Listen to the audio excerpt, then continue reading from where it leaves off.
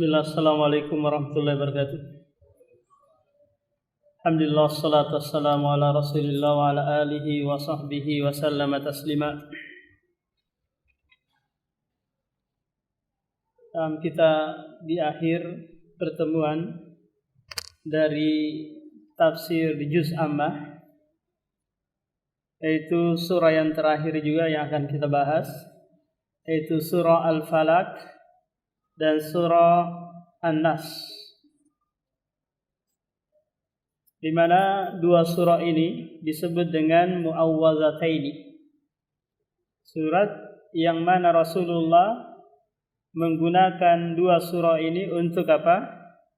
Meminta perlindungan kepada Allah dari segala bentuk keburukan. Hanya saja para ulama berselisih pendapat mengenai dua surah ini, apakah dia Makkiyah ataukah Madaniyah. Ada yang mengatakan keduanya adalah Makkiyah, dan urutannya ini seharusnya turun setelah apa? Setelah Al-Fil dan Quraisy. Tapi yang lebih tepat bahwa kedua surah ini adalah Madaniyah, di mana Allah Subhanahu wa taala menurunkan ini dikarenakan sababun nuzulnya, sebab turunnya, yaitu tatkala Rasulullah sallallahu alaihi wasallam disihir oleh seorang Yahudi yang bernama Labid ibnul A'sam. Dia dengki, benci kepada Rasulullah, kemudian memerintahkan putrinya untuk mensihir Muhammad ibni Abdillah. Lantas apa yang terjadi pada diri Rasulullah? Yang terjadi dia adalah takhayyal. Dia berkhayal seakan-akan melakukan sesuatu padahal tidak melakukan sesuatu. Dia berkhayal seakan-akan mendatangi istrinya, setelah itu dia pergi mandi junub. Padahal apa? Kata Aisyah, kamu enggak melakukan apa-apa. Paham? Akhirnya apa? Akhirnya dua malaikat turun, yaitu Jibril dan Mikail. Di saat Rasulullah tidur, kemudian Jibril di kepala Muhammad, kemudian Mikail di kaki bawah Rasulullah. Ketika Rasulullah bangun, lantas diperintahkan kul a'udzu birabbil falaq, kul a'udzu birabbin nas. Kemudian diberitahukan bahwa yang menyihir adalah si fulan. Kemudian buhul yang dia simpan itu di dalam sumur roihanah, sumur tua, yang di sana dimasukkanlah buhul sebagai terminal jin yang jahat sebelum memberikan khayalan kepada Nabi Muhammad SAW. Maka kedua surah ini dan surah sebelumnya sangat dianjurkan dibaca setelah sholat wajib, kemudian di pagi petang, dan sebelum tidur. Terlebih lagi kalau kita terkena suatu musibah gitu, maka kita ta'awad, meminta perlindungan kepada Allah sebelum musibah itu terjadi. Karena di sini lafadznya isti'adah, meminta perlindungan. Al-aud itu adalah meminta perlindungan qabla uku'ihi, sebelum terjadinya keburukan dan musibah tersebut. Kalau nanti sudah terjadi musibahnya, ini namanya istighosah. Istighosah dengan isti'adzah itu berbeda. Nah, surah Al-Falaq terdiri dari 5 ayat, dan surah An-Nas terdiri dari 6 ayat. Allah Subhanahu wa taala memulai dengan kul a'udzu birabbil falaq. Katakanlah, aku berlindung kepada Rabb Al-Falaq. Jadi isti'adzah itu meminta perlindungan kepada Allah Subhanahu wa taala dari hal-hal yang itu mampu dilakukan, yang itu kekhususan bagi Allah Subhanahu wa taala untuk melakukannya. Ini bagian dari Dari tauhid kita kepada kepada Allah yang mengatur al-kaun, alam semesta ini. Adapun meminta perlindungan kepada manusia itu juga dibolehkan kalau manusianya itu mampu. Contoh kita mau diserang sama orang ormas mungkin. Maka kita minta perlindungan ke polisi atau ke tentara agar perumahan kita tidak diserang.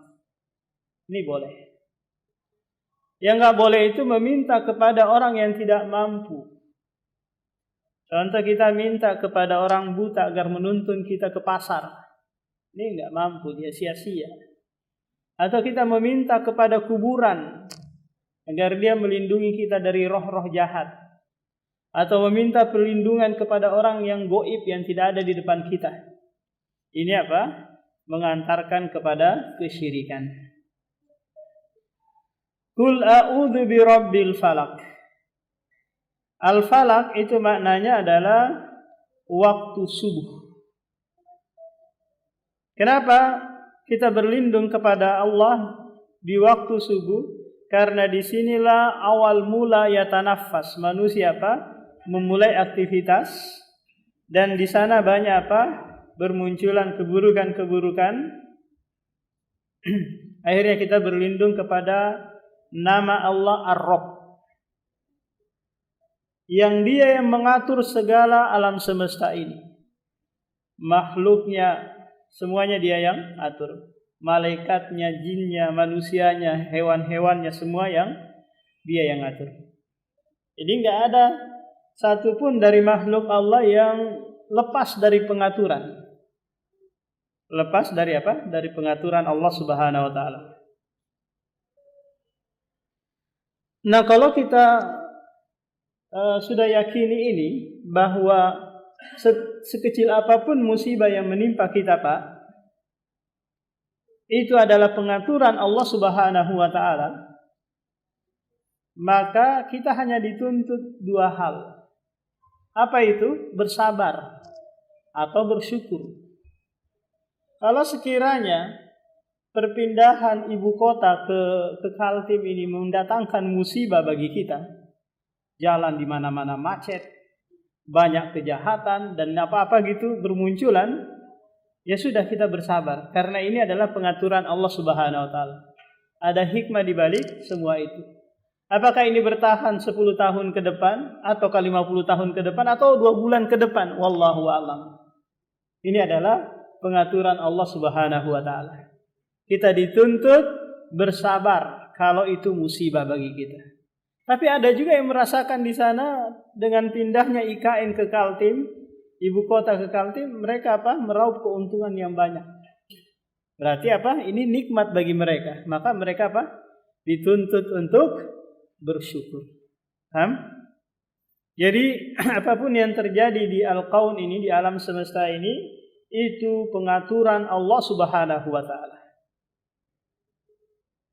Min syarri ma khalaq, dari keburukan ma khalaq. Ma di sini adalah ma mausul yang memberikan faedah umum. Apa yang engkau ciptakan, menunjukkan bahwa keburukan itu ciptaan Allah Subhanahu wa taala. Dan ini bagian dari maratibul qadar, tingkatan takdir yang keempat. Paham? Tingkatan takdir yang keempat. Karena takdir itu ada 4 macam, Ilmullah, kitabatullah, masyiatullah, khalqullah. Apapun yang terjadi di alam semesta ini, yang burukkah, yang baikkah, semuanya diciptakan oleh Allah Subhanahu wa taala.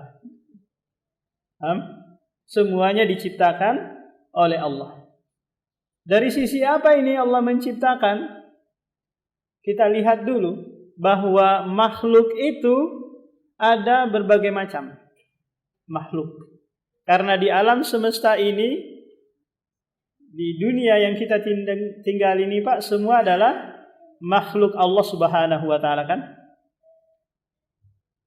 Makhluk itu terdiri dari hayawanat, kemudian nabatat, Yang ketiga jamadat. Apa itu hayawanat? Hayawanat itu yang memiliki kehidupan padanya. Yang memiliki kehidupan. Apakah itu manusia, malaikat, jin, ikan, binatang. Ini namanya apa? Hayawanat. Yang memiliki apa? Kehidupan. Kita ini manusia disebut dengan apa? Dengan hewan. Dengan apa, Pak? Dengan hewan. Tapi kita apa? Hayawanun natik.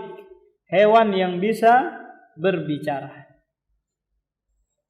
Hewan yang bisa berbicara. Hewan maknanya adalah yang memiliki apa? Kehidupan.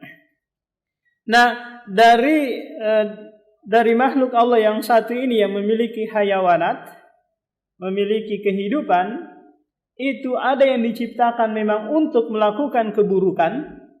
Siapa itu? Iblis.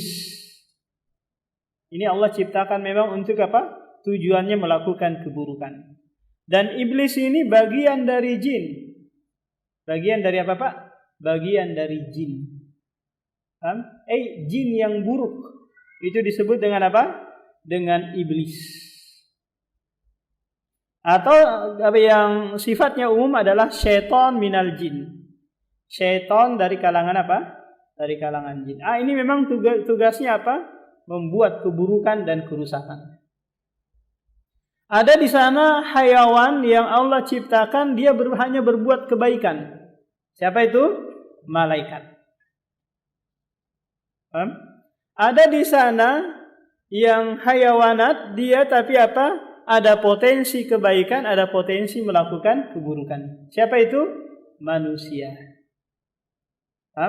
Manusia. Karena Allah memang bekali manusia itu untuk melakukan kebaikan dan keburukan.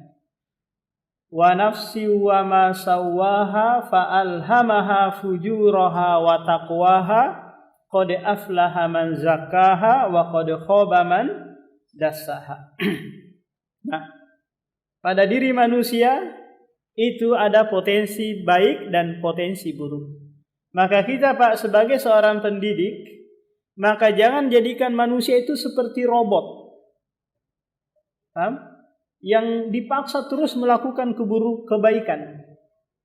Karena suatu saat dia ada potensi melakukan apa? Keburukan.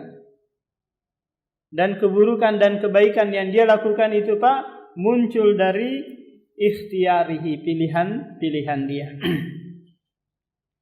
Nah, ini ciptaan Allah yang sifatnya apa? Hayawanat. Ada ciptaan Allah yang namanya apa?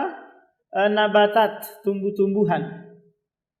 Ada tumbuhan yang baik, ada tumbuhan yang buruk. Ada tumbuhan yang kita makan memberikan kenikmatan kepada kita, kemudian kepada hewan ternak kita. Ada juga tumbuhan yang berduri, beracun, yang membahayakan bagi kita. Berarti ada yang bisa mendatangkan keburukan, ada juga yang bisa mendatangkan kebaikan. Batu ini bagian dari apa? Jamadat. Yaitu benda mati yang tidak memiliki apa? Kehidupan. Batu. Kalau kayu masuk apa, Pak? Masuk dalam kategori nabatat. Tumbuh-tumbuhan.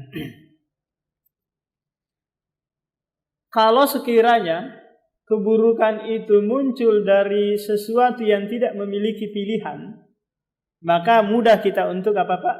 Untuk bersabar dengannya. Contoh, kita jalan nih, Pak.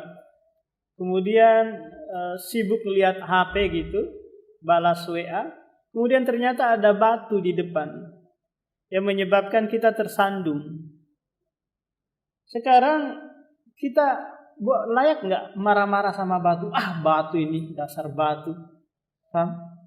Kenapa di tengah? Seharusnya kamu di pinggir. Batu ini nggak punya pilihan, nggak punya keinginan untuk apa? Mencederai Anda. Maka apa? Kita bisa lebih mudah bersabar kepada hal yang tidak punya keinginan untuk mencelakakan kita. Yang terkadang kita tidak bisa bersabar, Pak, kalau keburukan itu datang dari apa? Dari manusia yang dia punya pilihan, punya kehendak. Apakah itu dari istri kita, anak kita, dari keluarga kita, berlaku jahat kepada kita. Maka kadang jiwa kita enggak bisa bersabar. Kepengennya balas dendam. Kepengennya melampiaskan balas dendam tadi. Maka Allah Subhanahu wa taala menuntut kita untuk wa ya'fu, memaafkan, wa khudil afwa, memberikan maaf. Ka'annahu waliyun hamim. Jadikanlah musuh Anda itu sebagai teman akrab, teman dekat. Kayak enggak ada masalah aja. Kenapa Pak? Karena kalau kita balas dendam, itu pasti kita akan terjatuh hanya pada kezaliman. Contoh kita dikatain monyet sama orang yang enggak suka kita. Dasar monyet kamu. Kalau kita mau balas dengan hal yang sama, ya kamu juga monyet. Ini yang dibolehkan. Tapi kalau kita balas dengan ucapan yang baik, ya semoga kamu menjadi kambing yang berkah. Semoga engkau menjadi seperti sapi yang berkah. Ini kan lebih baik ya, daripada ucapannya dia. Tapi kalau kita balas, iya memang kamu juga monyet, babi, anjing dan yang lainnya. Ini namanya istitolah. Memanjang-manjangkan sesuatu yang tidak perlu dipanjangkan. Ini perbuatan-perbuatan zalim. Jadi keinginan manusia itu membalas, apalagi dia punya punya kemampuan. Tapi Allah tidak menginginkan hal ini. Nah, di ayat kedua ini Allah mengajari kita berlindung dari keburukan yang sifatnya umum. Apakah itu dari hayawanat, jamadat, ataukah dari nabatat? Tapi ingat bahwa keburukan ini itu marbub, diatur oleh Allah dan diciptakan oleh Allah. Ini harus yakini dulu ini Pak. Agar kita Agar kita tak kala terkena sebuah keburukan atau musibah, maka fokus kita itu kepada yang mengatur. Yang mengatur ini Allah. Yang mengatur ini kepada Allah. Kalau engkau marah-marah, murka-murka, seakan-akan engkau marah kepada yang mengatur, kepada yang menciptakan keburukan ini. Ketika Anda fokus melihat ini, maka nanti akan lebih banyak istighfar, menyadari bahwa ini mungkin sebab dosa-dosa ulah tangan saya sendiri. Tidak mencari mencari celah untuk mengkambing hitamkan zat yang mengenai kita. Ya pintu kah, ya batu kah, ya manusia kah, dasar ini dan yang lainnya. Cukup kita melihat kepada yang mengatur, yang menciptakan keburukan tersebut, maka nanti kita bisa bisa lebih tenang dan lebih melihat kepada keutamaan bagi mereka yang bersabar terhadap keburukan yang sedang dia rasakan. Kemudian setelah itu Allah menyebutkan secara terperinci perkara-perkara buruk yang bisa memudaratkan kita. Ayat ketiga, ayat keempat, ayat kelima, kemudian nanti di surah An-Nas itu yang paling parah. Hanya satu keburukan di surah An-Nas, cuma itu yang paling parahnya. Makanya Allah datangkan dengan 3 nama. Kalau di sini hanya 1 nama saja Pak, yaitu Rabbun. Kita berlindung kepada Rabb yang mengatur keburukan ini. Tapi kalau di surah An-Nas nanti, itu kita diminta berlindung kepada 3 nama. Rabbin Nas, Malikin Nas, Ilahin Nas. Menunjukkan bahwa waswas itu adalah asyarrus syarr. Wa min syarri ghasikin idza waqab, dan dari keburukan ghasik. Jadi dalam ilmu balaghah ini namanya apa Pak? Atfu al-khas 'alal 'am li ifadatu ahammiyati bidzalik. Ataf khusus kepada yang umum.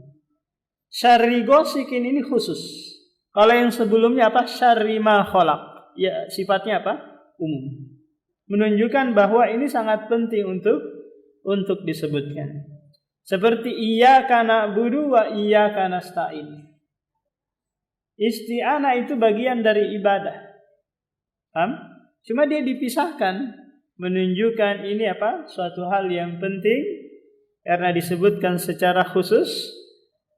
Padahal sebelumnya ada yang sifatnya apa? Umum. Apa itu gosik?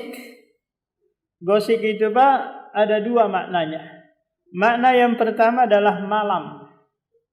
Makna yang kedua adalah bulan. Bulan purnama. Kala Rasulullah mengajak salah satu istrinya berjalan di tengah malam yang terang benderang gitu rembulannya. Maka Rasulullah mengatakan berlindunglah engkau kepada ini karena dia adalah gosik. Yaitu apa? Bulan. Nah, kalau diterjemahan di sini wa min syarri gosikin, dari kejahatan malam. Malam ini kan waktu Pak ya. Yang Allah siapkan. Untuk apa? Untuk istirahat bagi manusia. Waja'alnal laila libasa. Kami jadikan malam itu sebagai untuk apa? Untuk istirahat. Karena sibuknya aktivitas di siang hari. Akan tetapi di malam hari itu banyak keburukan yang akan muncul Pak. Ada pencuri berkeliaran di malam hari, begal, kemudian hewan-hewan, ular, kalajengking dan yang lainnya, sihir-sihir. Kemudian beraksi di mana? Di malam hari. Maka kita apa? Diminta oleh Allah berlindung dari apa? Keburukan yang muncul di malam hari. Kalau memang benar adanya, seperti kalau kita di Indonesia banyak yang muncul di malam hari. Kalau ini benar Pak ya, ada kolor hijau, kuntilanak, sundal bolong, apalagi Pak? Puyang kata orang Kalimantan ya, biasanya terbang malam-malam, itu semuanya jin, yang merusak akidah kita, Ini adalah syarri gosikin idza waqab, apabila apa? Gelap gulita di malam hari. Kemudian yang kedua adalah wa min syarrin naffatsati fil uqad, dan dari keburukan tukang sihir wanita. Kenapa disebutkan secara khusus tukang sihir wanita, Pak? Karena mereka yang sering ampuh sihirnya. Meskipun ada tukang sihir dari kalangan laki-laki, tapi tukang sihir perempuan ini biasanya lebih ampuh sihirnya untuk mengenai seseorang. Dan ini lebih buruk daripada daripada sebelumnya. Di mana Rasulullah juga disihir oleh putri dari Labid ibnul A'sam. Jadi sihir itu ada yang boleh, ada yang syirik, ada juga yang haram. Yang boleh apa? Yang boleh adalah bayan, yaitu penjelasan. Penjelasan istilahnya retorika yang baik. Menyusun kata-kata yang indah sehingga orang itu bisa tersihir. Yang tadinya dia nggak mau ikut jadi ikut. Dari retorika yang baik, orang-orang bisa ditutup akal sehatnya. Tak kala si pembicara ini berkata, aku dari langit, ketemu dengan Allah, ketemu dengan malaikat, ketemu dengan Rasulullah. Ada aja orang tersihir, ngikut ucapan orang ini. Karena memang Rasulullah berkata, inna minal bayan la sihir. Sungguhnya penjelasan retorika yang baik itu bisa memukau, menyihir orang. Yang tadinya Anda sampaikan itu buruk, orang yang baik menjadi ikut. Atau orang buruk ketika mendengarkan penjelasan yang baik dari akidah yang baik, orang itu akan ikut. Ini apa? Sihir yang boleh. Ada juga sihir yang haram, yaitu sihir yang membuat orang pasutri mungkin berpisah, cekcok karena sihir yang dikirim, membuat si istri benci kepada suaminya atau sebaliknya suami benci kepada istrinya. Jadi sihir ini memang nyata ada, dan ini terjadi di zaman Musa alaihi salam. Terjadi juga di zaman Rasulullah sallallahu alaihi wasallam. Tapi sihir itu Pak nggak bisa merubah sesuatu menjadi wujud lain, itu nggak bisa. Contoh dia rubah air ini menjadi emas, itu nggak ada cerita itu. Atau merubah seseorang jadi monyet, itu nggak ada Pak. Itu hanya merubah penglihatan kita, pandangan kita saja. Kalau sulap-sulap itu apakah sihir? Enggak, itu ketangkasan, trik-trik saja. Seakan-akan apa?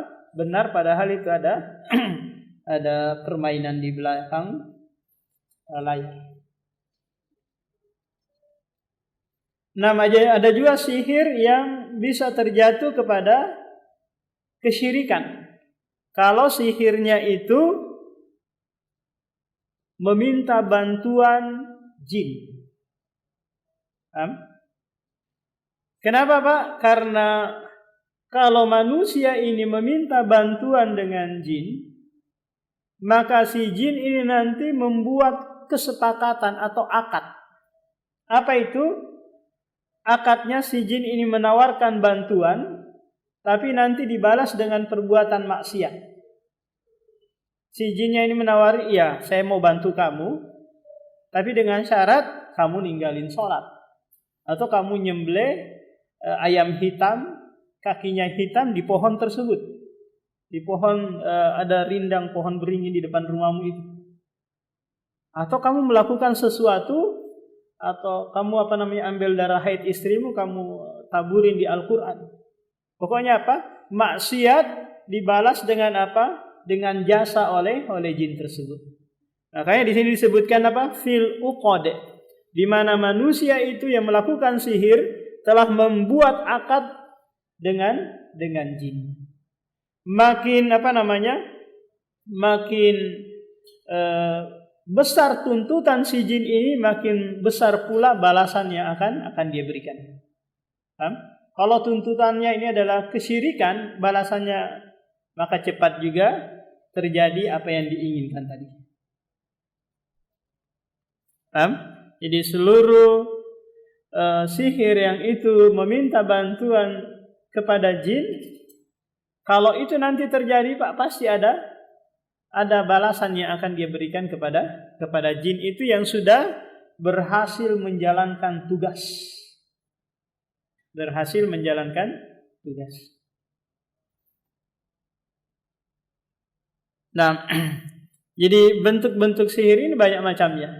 Ada yang ditulis, ada yang digantung, ada yang ditaruh di buhul sebagai perantara terminal antara jin sebelum ke wujud ke jasad manusia. Ada yang ditaruh di air, ada yang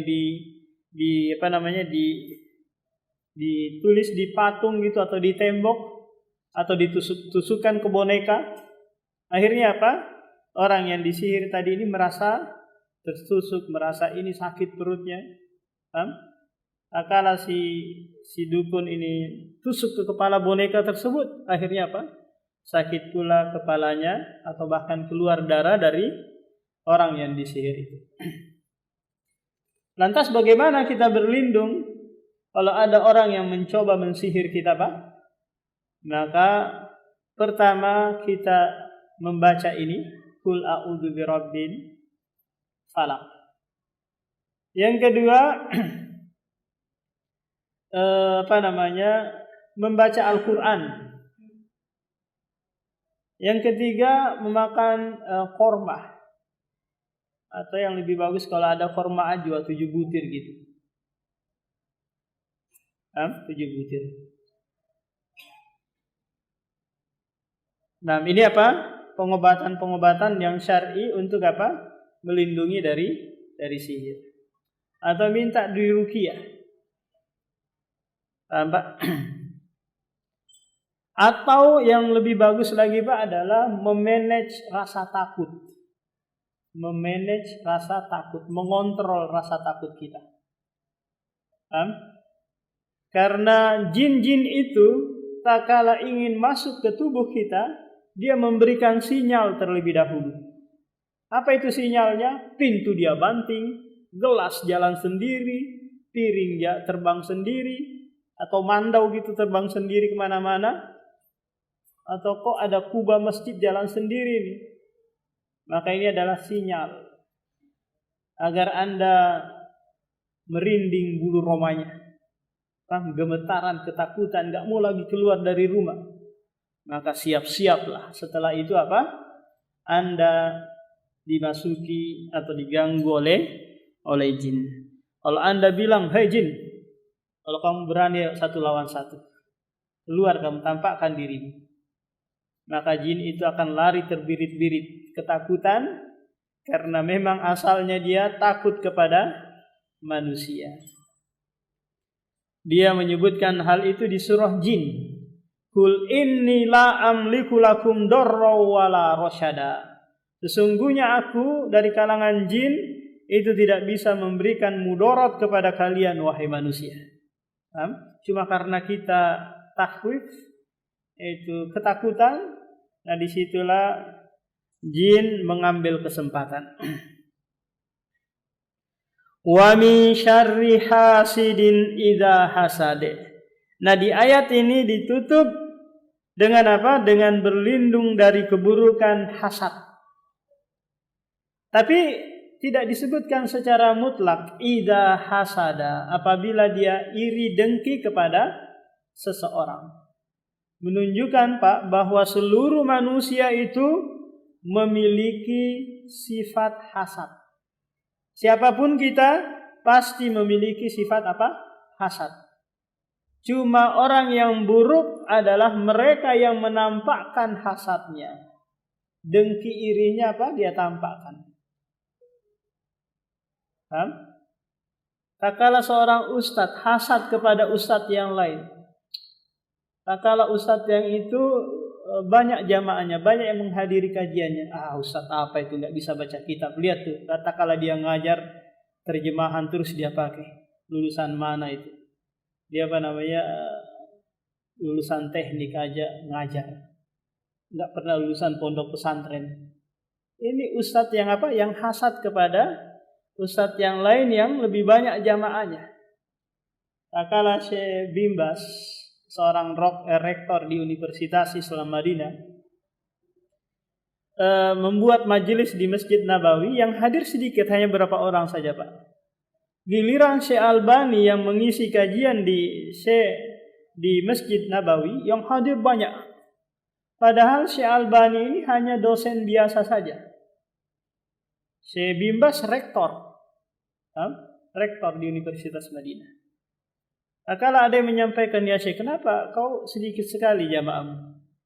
Padahal engkau rektor. Sementara Syekh Albani banyak membeludak jamaahnya. Dia dosen biasa aja. Dia banyak otodidak, belajar apa? Meneliti hadis. Apa kata Syekh Bimbas yang tidak hasad kepada Syekh Albani? Dzalika fadlullahi yutihi may yasha. Itu adalah keutamaan yang Allah berikan kepada siapa yang dia kehendaki. Paham? Orang yang hasad itu Pak, minimal dosa yang dia dapat adalah dia telah berprasangka buruk kepada Allah Subhanahu wa taala. Paham? Ini, minimal ini yang dia dapat. Berprasangka buruk kepada Allah, dia menganggap Allah itu salah memberikan kenikmatan. Seharusnya kepada dia atau kepada yang lain, bukan kepada saudaranya tadi.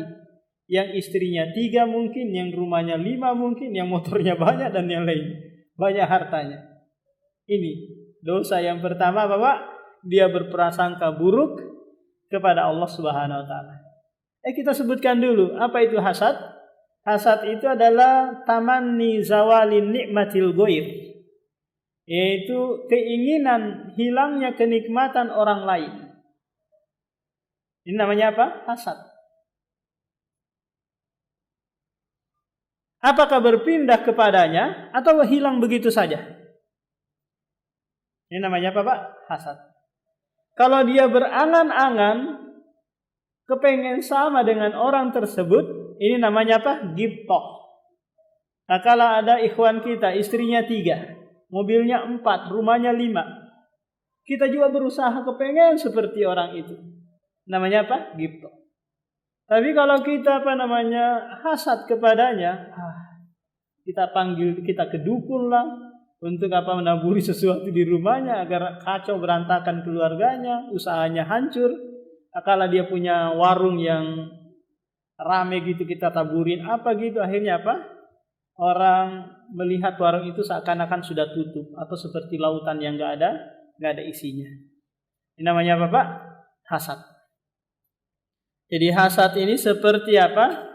Seperti api yang membakar kayu bakar. Keburukan yang bisa menghancurkan kebaikan-kebaikan yang lain. Keburukan yang bisa memunculkan keburukan-keburukan berikutnya. Makanya hasad ini, Pak, dosa yang pertama kali muncul di langit dan dosa yang pertama kali muncul di dunia. Di langit kapan? Tatkala jin hasad kepada Adam alaihi salam. Padahal awalnya itu, Pak, jin itu baik banget, jin itu. Iblis itu baik banget dia. Saking baiknya dia, dia bergaul dengan dengan malaikat. Yang Allah menganggap dia sama dengan dengan malaikat. Tapi ketika Allah menciptakan manusia pertama, yaitu Adam alaihi salam, dan memberikan kelebihan dibandingkan yang lain, kelebihan apa itu? Yaitu kelebihan ilmu. Maka Allah menyuruh malaikat dan iblis untuk sujud. Seluruh malaikat sujud kecuali hanya iblis. Kenapa? Karena dia hasad, iri kepada Adam alaihi salam. Ini di langit. Kalau di bumi itu 2 anak Adam. Yang satu diterima sedekahnya, yang satunya tidak. Nah, yang tidak diterima sedekahnya inilah yang hasad kepada saudaranya sehingga berbuat keburukan berikutnya, yaitu membunuh saudaranya ini. Apakah itu siapa namanya yang disebutkan itu? Habil dan Habil ya. Ini terjadi perselisihan tentang 2 nama tersebut. Jadi ini keburukan yang pertama kali muncul di langit dan di bumi, yaitu Pak? Hasad. Sifat hasad. Jadi kadang ya muncul hasad, apalagi kalau yang 2 istrinya ya. Kadang istri istri tua hasad kepada istri muda. Kenapa? Karena si suaminya itu sering menyebut-nyebut, wah istri ini sering lebih condong kepadanya. Akhirnya si istri tua hasad. Padahal cinta itu tidak bisa dibagi-bagi. Cinta itu tidak boleh disamarata. Pasti jiwa ini lebih condong cintanya kepada yang lebih muda, lebih cantik. Pasti itu, Pak. Karena Allah tidak menuntut hal ini untuk berlaku adil.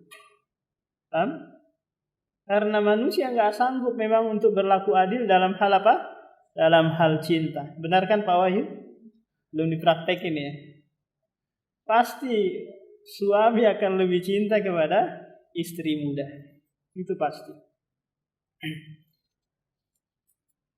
Kemudian kita pindah ke surah An-Nas. Di mana surah An-Nas ini, Pak, disebutkan satu keburukan. Tapi kita disuruh berlindung kepada 3 nama. Sementara di surah Al-Falaq itu berapa keburukan? 4 keburukan, 1 yang umum, 3 yang terperinci, tapi kita dituntut untuk berlindung kepada satu nama. Paham? Yaitu apa? Rabbun. Kalau di sini 3 nama, menunjukkan keburukan di sini lebih apa? Lebih dahsyat dan lebih sering terjadi daripada yang sebelumnya. Apa itu? Qul a'udzu birabbin nas, malikin nas, ilahin nas, min syarril waswas. Al-waswas ini Pak adalah bisikan atau sautul khafi, suara yang samar yang muncul dari dua sisi. Apakah itu min hadisun nafsi, bisikan jiwa, ataukah hadisus syaitan, bisikan syaitan dari kalangan jin dan manusia. Kadang kita Pak dibisikin sesuatu, apakah itu mengarah kepada keburukan, ataukah kita dibuat ragu-ragu terhadap kebaikan dan keburukan. Ini namanya apa? Was-was. Kalau dalam ilmu bahasa Arab Pak, kalau ada kata yang itu mengikuti wazan fa'lala, waswasa, maka ini menunjukkan apa? Sering terjadi. Seperti apa? Zalzalah. Ini apa? Sering terjadi. Guncangan yang sering terjadi. Nah, was-was ini sering terjadi, muncul di dalam benak kita. Apakah itu yang dihasilkan oleh jiwa kita sendiri ataukah bisikan syaitan?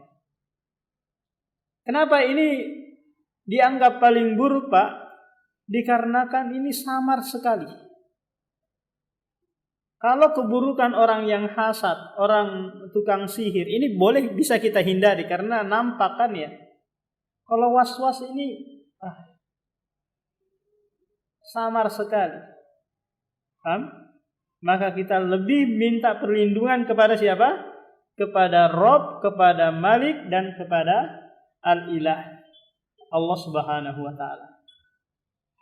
Jadi kalau was-was itu muncul dari diri kita, dari dalam diri kita Pak, pasti mengajak kepada keburukan.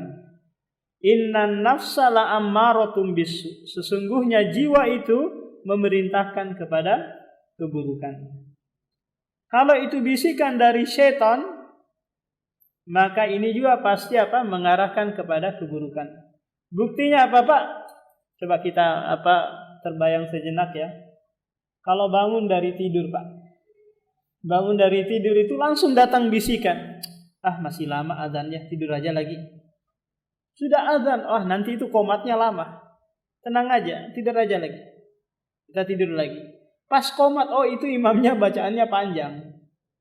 Ada saja bisikan masuk agar kita tidak bersegera menuju ke masjid. Setelah imamnya nanti salam, nanti bisa dikodok kok, tenang aja. Bisa bisa dikodok, dikerjakan di luar waktu.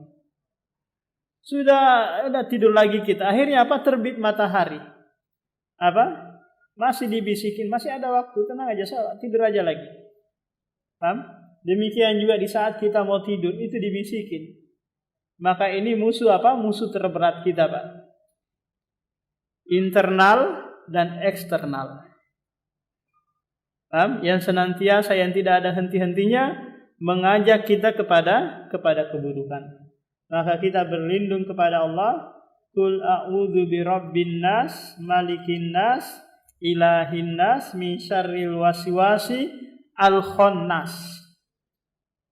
Khannas itu Pak adalah sesuatu yang tidak nampak. Namanya apa? Khannas. Bintang itu disebut juga dengan khannas. Bintang itu Pak. Kenapa? Karena di siang hari dia tidak nampak, nanti nampak pas di malam hari. Nah, was-was ini dia tidak nampak. Yang mana alladzi yuwaswisu fi sudurin nas. Ini dibisikkan ke dada manusia, ke dalam hati manusia. Siapa mereka? Minal jinnati wan nas. Ini yang membisikkan Pak.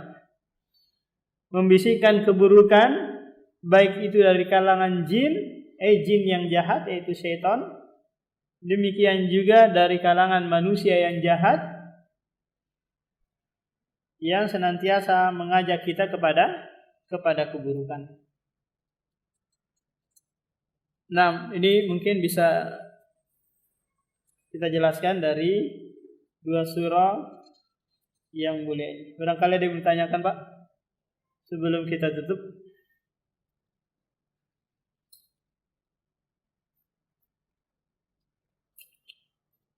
Insyaallah setelah kajian surah Juz Amma ini kita beralih ke kitab Bulughul Maram. Kitab fikih yang langsung diambil dari hadis-hadis Rasulullah yang ditulis oleh Ibnu Hajar Al-Asqalani, berisikan 1600 hadis yang tujuannya untuk mengajarkan anaknya tentang hadis. Tapi qadarullah itu hanya sekedar bulughul maram, ingin mencapai cita-cita, tapi ternyata cita-citanya tidak tercapai, anaknya tidak menjadi ahli hadis. Demikian, subhanakallahumma wa bihamdika, asyhadu an la ilaha illa anta, astaghfiruka wa atubu ilaik. Assalamualaikum warahmatullahi wabarakatuh.